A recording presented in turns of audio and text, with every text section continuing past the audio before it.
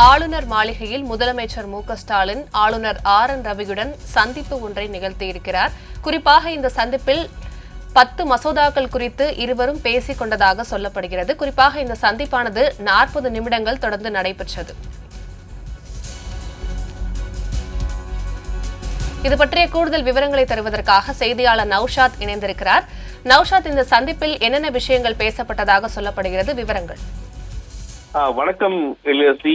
அதாவது தமிழக ஆளுநர் ஆர்.என். ரவியும் தமிழக முதல் மு.க.ஸ்டாலின் அவர்கள் சந்தித்தது மிக முக்கிய ஒன்றாக பார்க்கப்படுகிறது. ஏனென்றால் தொடர்ந்து ஆளுநருக்கும் தமிழக அரசுக்கும் மோதல் போக்கு என்பது வார்த்தை வழியாக கடந்த காலையில் பார்க்க முடியுது. இருந்த போதிலும் தமிழக சட்டசபையில் நிறைவேற்றி அனுப்பப்பட்ட சட்ட மசோதாக்களுக்கு கவர்னர் ரவி அவர்கள் ஒப்புதல் அளிக்காமல் நிலுவையில் வைத்திருந்ததை எதிர்த்தும் சட்ட மசோதாக்களுக்கு கவர்னர் ஒப்புதல் அளிக்க கால நிர்ணயம் செய்யக்கோரி உச்சநீதிமன்றத்தில் தமிழக அரசு வழக்கு தொடர்ந்தது.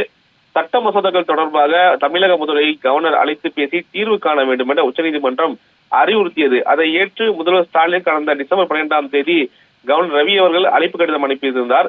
புயல் மற்றும் நிவாரணப் பணிகள் காரணமாக பின்னர் சந்திப்பதாக முதல்வர் தரப்பில் கூட தெரிவிக்கப்பட்டிருந்தது. இந்த நிலையில் தான் இன்று மாலை குறிப்பாக 5:30 மணி அளவில் கவர்னரை சந்திக்க முதல்வர் சென்றிருந்தார். அவர் சொல்லும்போது அவருடன் மூத்த அமைச்சர் துரைமுருகன் மற்றும் தங்கம் தென்னரசு, ராஜகண்ணப்பன் மற்றும் சட்டத்துறை அமைச்சர் ரகுபதி உள்ளிட்டோர் அவருடன் சென்றது பார்க்க முடியுது.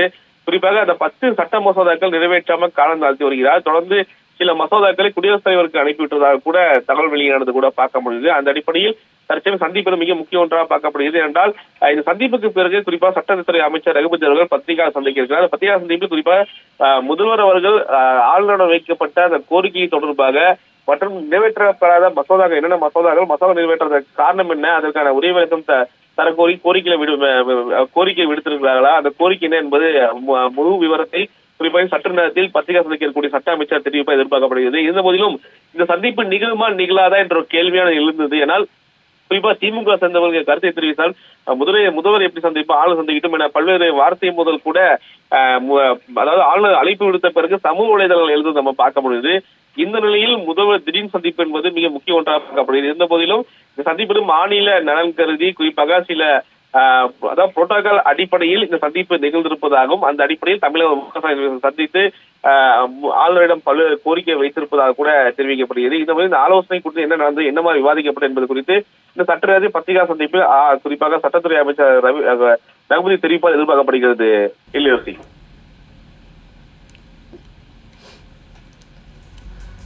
ஆளுநர் மாளிகையில் முதலமைச்சர் மு.க.ஸ்டாலின் ஆளுநர் ஆர்.என். ரவியை சந்தித்திருக்கிறார். முக்கியமான ஒரு சந்திப்பாக பார்க்கப்படுகிறது. குறிப்பாக இந்த சந்திப்பானது 40 நிமிடங்கள் நடந்திருக்கிறது. இது பற்றிய முழு விவரங்களை தந்தமைக்காக நன்றி.